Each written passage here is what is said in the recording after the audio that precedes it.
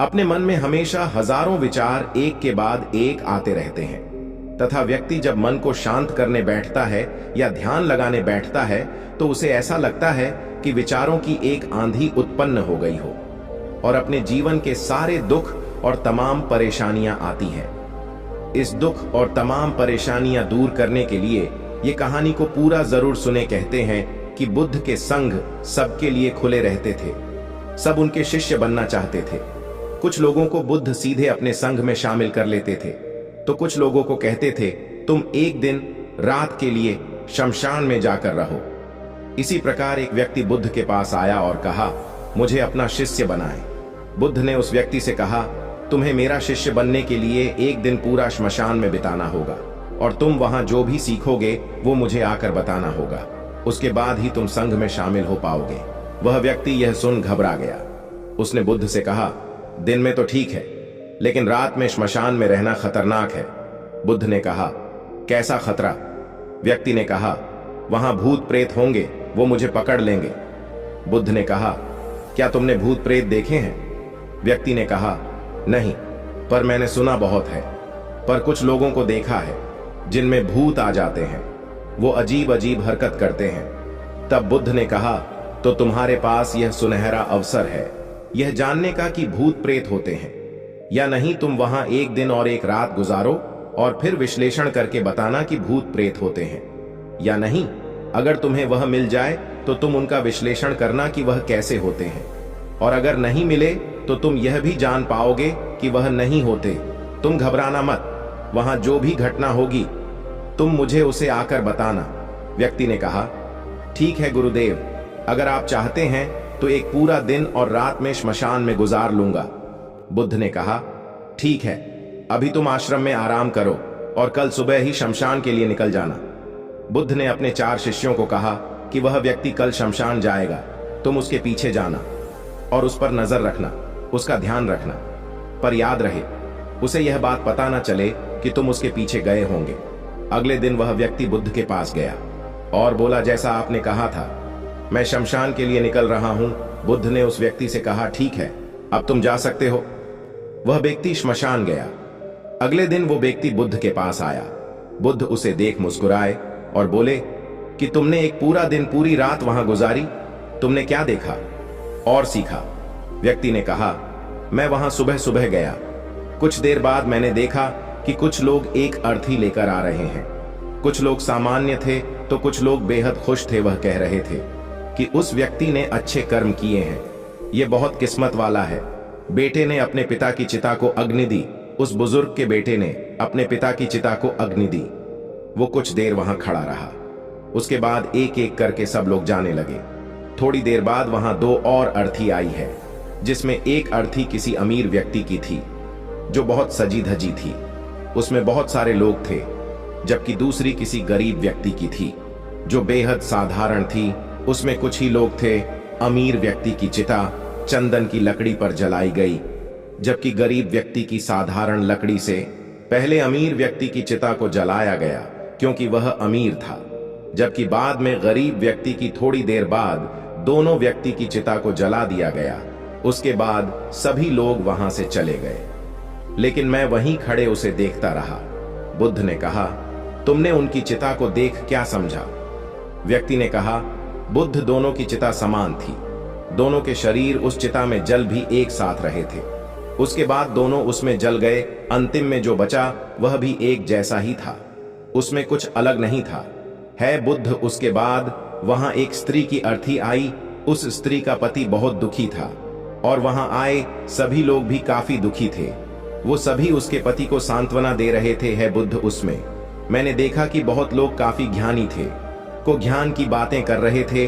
वह सब महाज्ञानी कह रहे थे कि यहां तो एक दिन सबको आना ही है। जीवन हमें ज्ञानता और परोपकार से जीना चाहिए, किसी को कभी भी कष्ट नहीं देना चाहिए।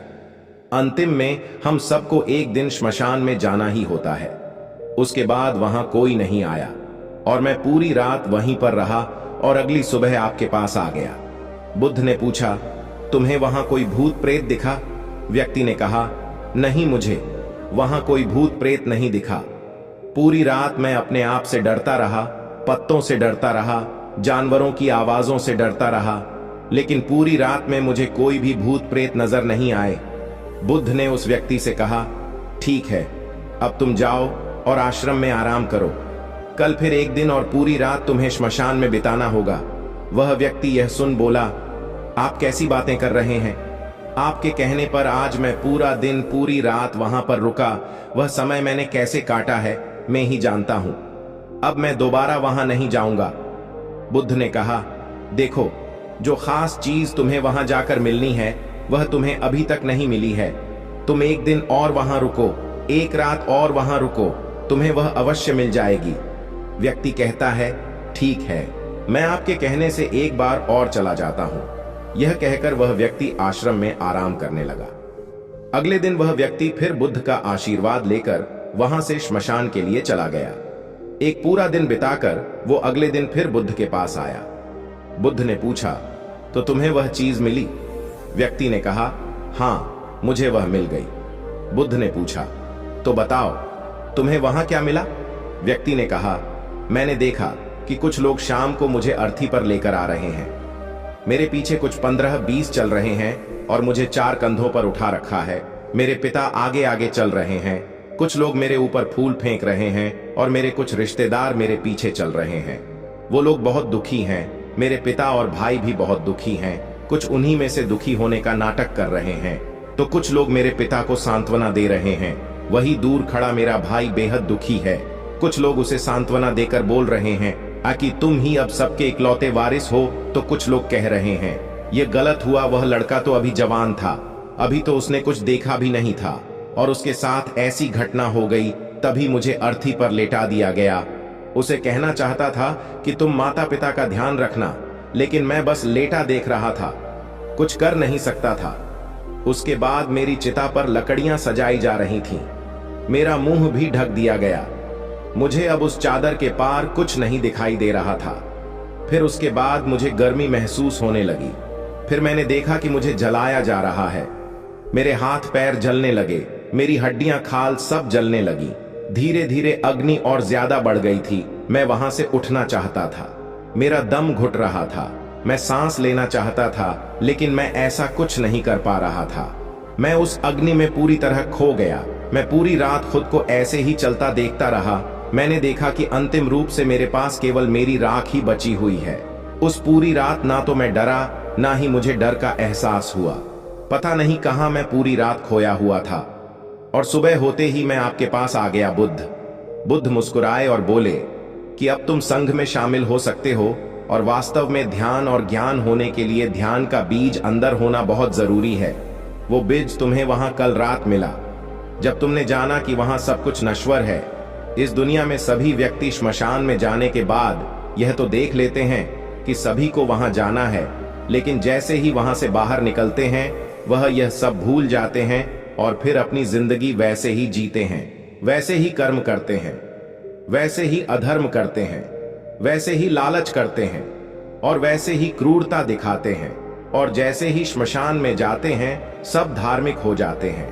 पहली बार जब तुम श्मशान में गए तो तुम भी उन्हीं ज्ञानी व्यक्तियों की तरह थे, जैसे कि वहां सभी महाज्ञानी व्यक्ति आते हैं। और जैसे ही तुम दोबारा वहां गए और आज वापस आए हो, तो तुम्हारे अंदर भी ज्ञान का बीज उत्पन्न हो गया है। हम तब तक जीवन को नहीं समझ सकते जब तक हम मृत्यु को नहीं जानते। जो व्यक्ति बीमार है वही स्वास्थ्य के महत्व को समझ सकता है। जो ध्यान का बीज तुमने कल रात पाया, अब उसे तुम्हें लक्ष्य बनाना है। ऐसा विशाल लक्ष्य तुम्हारे अंदर उत्पन्न होगा जो सभी को ध्यान की छांव से परिपूर्ण करेगा।